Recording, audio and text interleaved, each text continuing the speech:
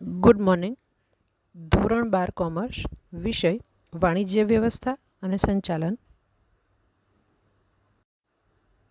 Chapter 12 ધંધાકીય પર્યાવરણ, business environment.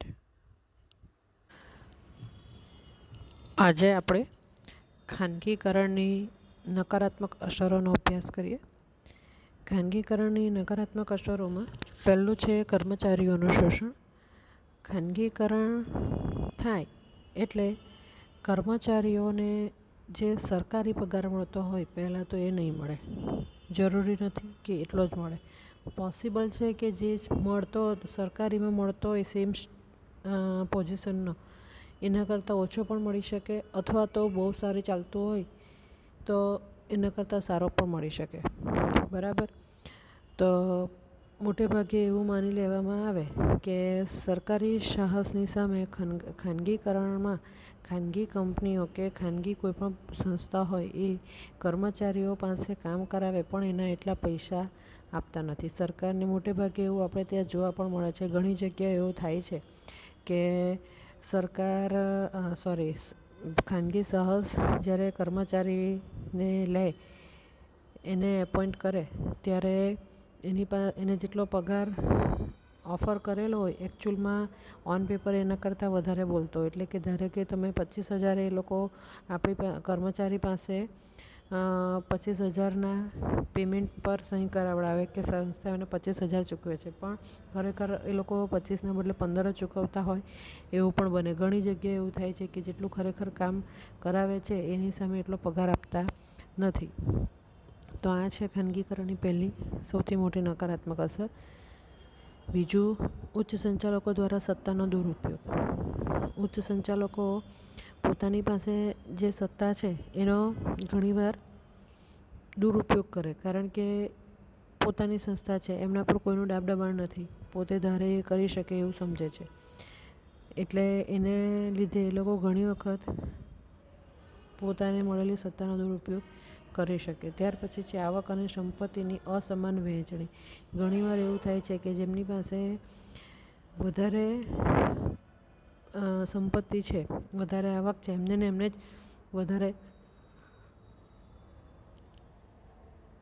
આવક અને સંપત્તિ મળે અને ઘણાને ઓછી મળે એવું બની શકે. ખાનગી સંસ્થાની સ્થાપના કરવાની હોય ત્યારે ખાનગી સંસ્થાના સ્થાપના માટે મોટા પ્રમાણમાં મૂડીની જરૂરિયાત બને, સાધનોની જરૂરિયાત મળે. ઘણીવાર એવું બને છે કે જેમની પાસે વધારે છે આ બધી વસ્તુ, એઓ દ્વારા એનો ઉપયોગ થાય, સ્થાપના થાય અને એમની આવક પણ એમને મળતી હોય. નાના પાયાના જે ઉદ્યોગો છે તેને ઘણી વખત ફાયદો ન પણ થાય એવું બની શકે. તો ખાનગીકરણમાં આવું બની શકવાની શક્યતા ખાસ રહેલી છે કે આવક અને સંપત્તિની જે ખરેખર બધા વચ્ચે સરખી રીતે વહેંચાવું જોઈએ સમાજમાં, એ વહેંચાતું નથી.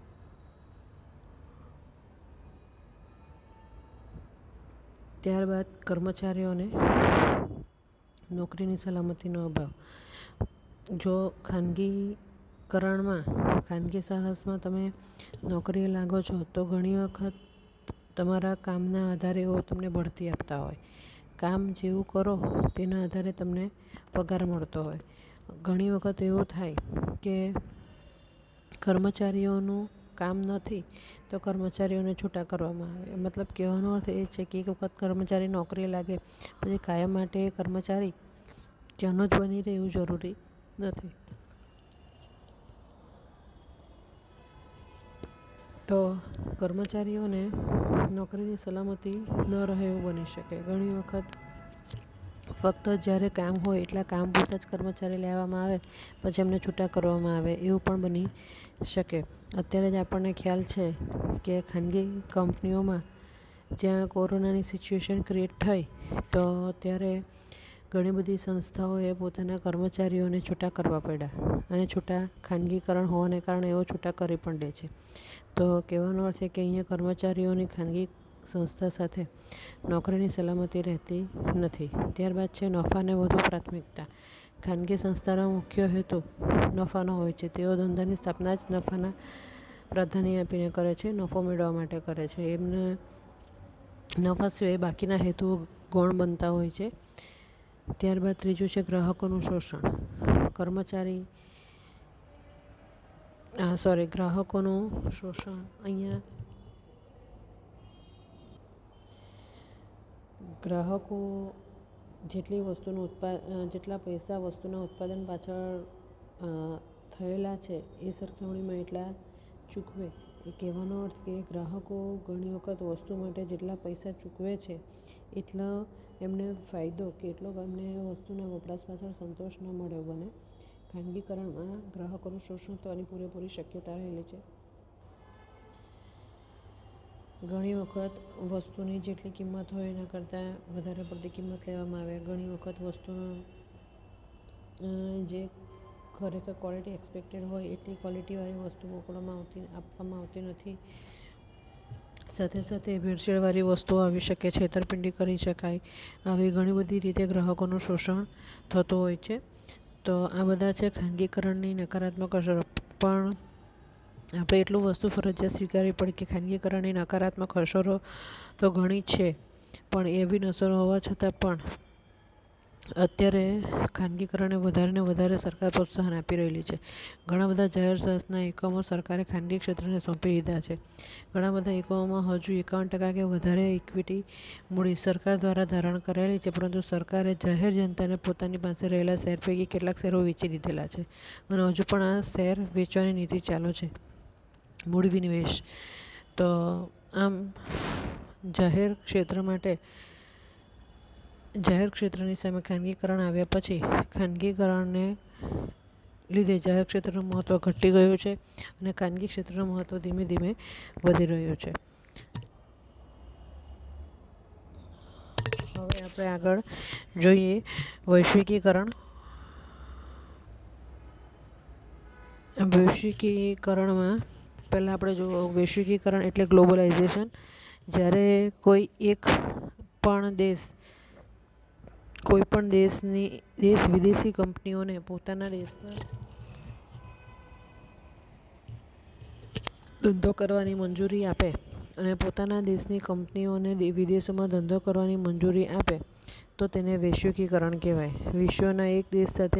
વિશ્વના અન્ય દેશો સાથે તમે વેપાર ધંધો કરો તો એ છે ગ્લોબલાઇઝેશન, વૈશ્વિકીકરણ. પહેલાંના સમયમાં દરેક દેશ પોતાના ધંધા ઉદ્યોગોને વિદેશી હરીફાઈ સામે રક્ષણ આપવાની નીતિ સ્વીકારતો હતો અને માટે વૈશ્વિકીકરણની નીતિ ઓછી સ્વીકાર્ય હતી. બરાબર. ત્યારબાદ શરૂઆતમાં વિકસિત દેશોની કંપનીઓએ બીજા દેશોમાં વેપાર કરવાની શરૂઆત કરી અને પછી વિકસિત દેશોએ બીજા દેશોની કંપનીઓને પણ પોતાના દેશમાં ધંધો કરવાની છૂટ આપી. એટલે એને કારણે વૈશ્વિકીકરણની ધીમે ધીમે શરૂઆત થઈ અને પછી વિકાસશીલ દેશો પણ આ પ્રક્રિયામાં જોડાયા. એમને પણ મજા આવી. એટલે વૈશ્વિકીકરણ એ હકીકતમાં દ્વિમાર્ગીય પ્રક્રિયા છે. તમે બીજા દેશ સાથે ધંધો કરો તો બીજા દેશે પણ તમને એ પ્રમાણેની છૂટ આપવી પડે. તમે તમારા દેશમાં બીજી કંપનીને ધંધો કરવાની છૂટ આપો તો એ દેશે પણ પોતાના દેશમાં આપણને ધંધો કરવાની છૂટ આપવી પડે. જે દેશના બહુરાષ્ટ્રીય કંપનીઓએ ધંધો કરવાની મંજૂરી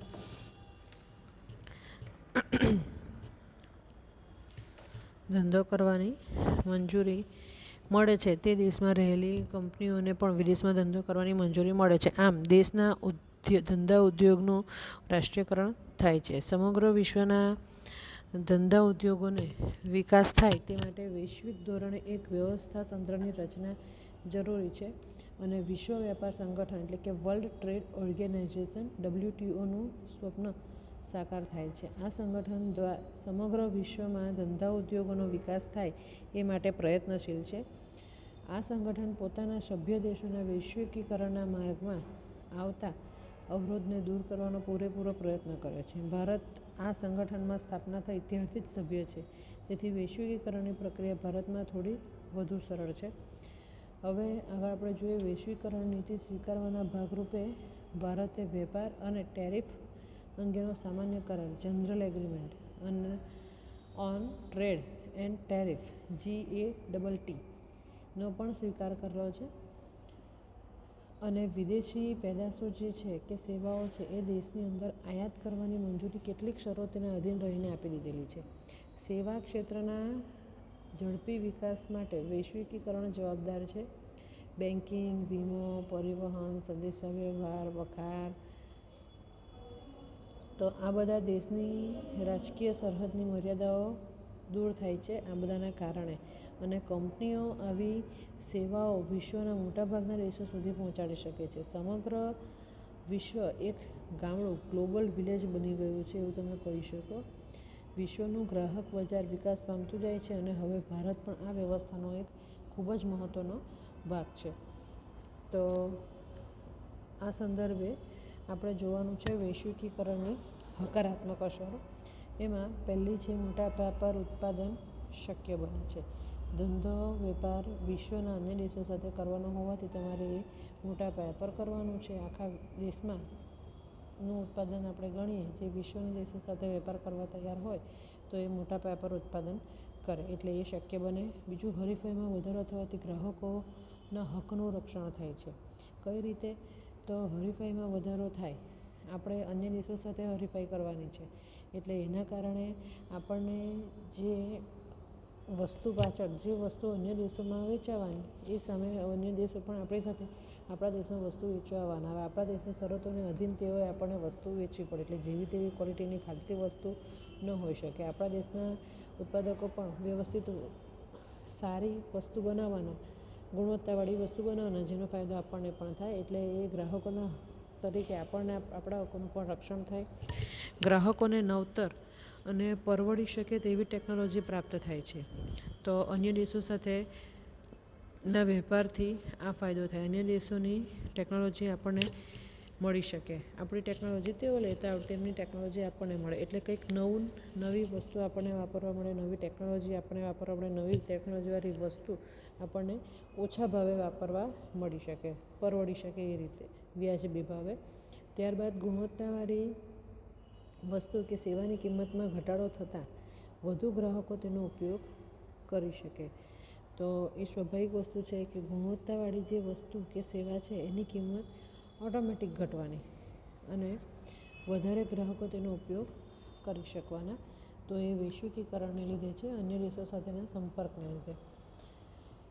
દેશના રોજગારીની તકોનું સર્જન થવાનું, તો એ પણ સ્વાભાવિક વસ્તુ છે કે વિશ્વના દેશો સાથે જો તમારે વેપાર કરવો હોય તો તમારે ઉત્પાદન વધારવું પડે. એ ઉત્પાદન વધારવા માટે જે ચોથા મુદ્દામાં આપણે જોઈ ગયા હતી કે અન્ય દેશો સાથે આપણે વેપાર કરવાનો છે, એટલે અન્ય દેશો તમારી જેવી તેવી વસ્તુ સ્વીકારી ન લે, એટલે એ લોકોના અમુક ટર્મ્સ એન્ડ કન્ડિશન આપણે ફોલો કરવા પડે અને અમુક ગુણવત્તાની ઉપરની વસ્તુ જ આપણે આપવી પડે, ઉતરતી કક્ષાની વસ્તુ નહીં આપી શકીએ, એટલે આપણને ગુણવત્તાવાળી વસ્તુ મળવાની.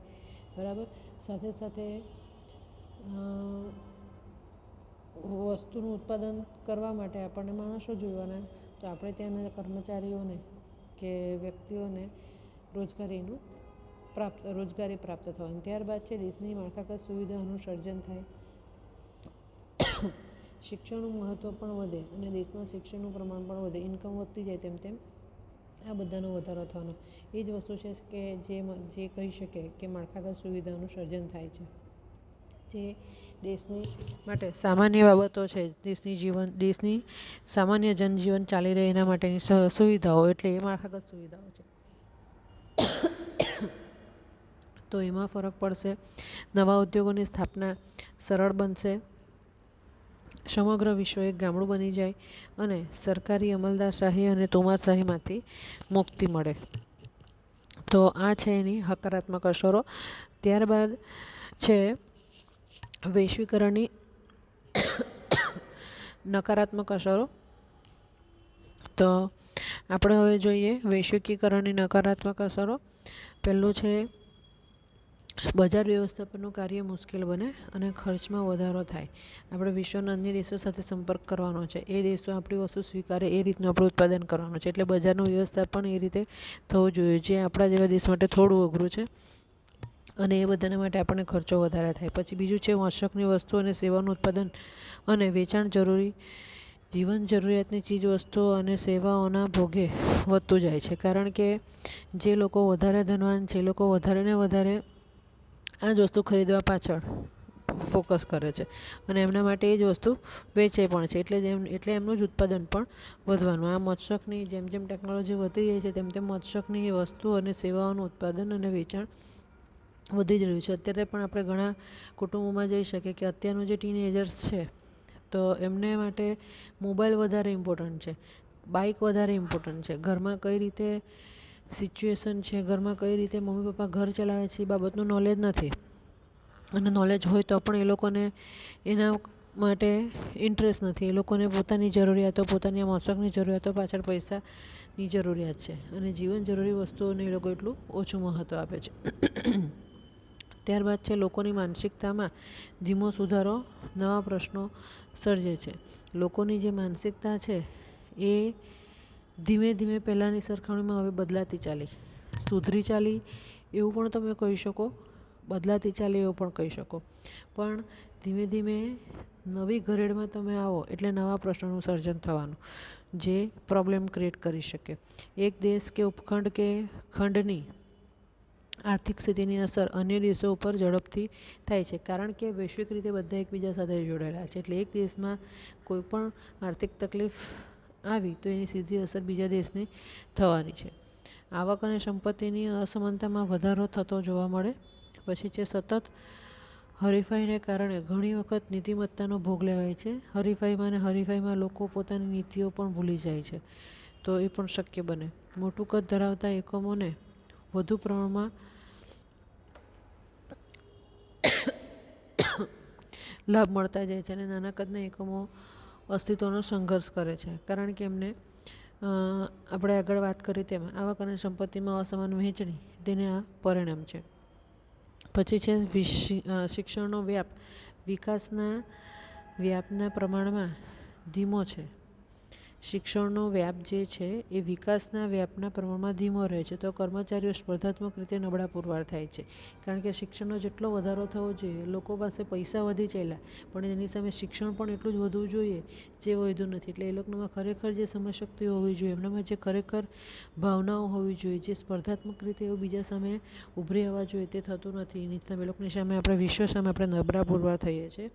ત્યારબાદ છે બહુરાષ્ટ્રીય કંપનીઓ પોતે જે દેશમાં શરૂ થઈ હોય તે દેશ પ્રત્યે સામાન્ય રીતે વધુ વફાદાર રહેતી જોવા મળે છે. એ હકીકત વસ્તુ છે કે જે દેશમાં અન્ય બહુરાષ્ટ્રીય કંપની એટલે જે દેશોમાં બહારના બીજા દેશની કંપનીઓની શાખાઓ સ્થપાઈ હોય તો ત્યાં એ લોકો સારો વેપાર કરતા હોય, સારી ઇન્કમ મળતી હોય એટલે તેમની સાથેનો તેઓ વધારે વફાદારીપૂર્વક કામ કરે. જ્યારે અન્ય બીજા દેશોમાં જ્યાં વેપાર સારો નથી થતો અથવા તો જ્યાં એમની ધંધો કરવાની પરમિશન નથી મળી ત્યાં તેઓ વધુ વફાદાર ન રહે એવું બની શકે.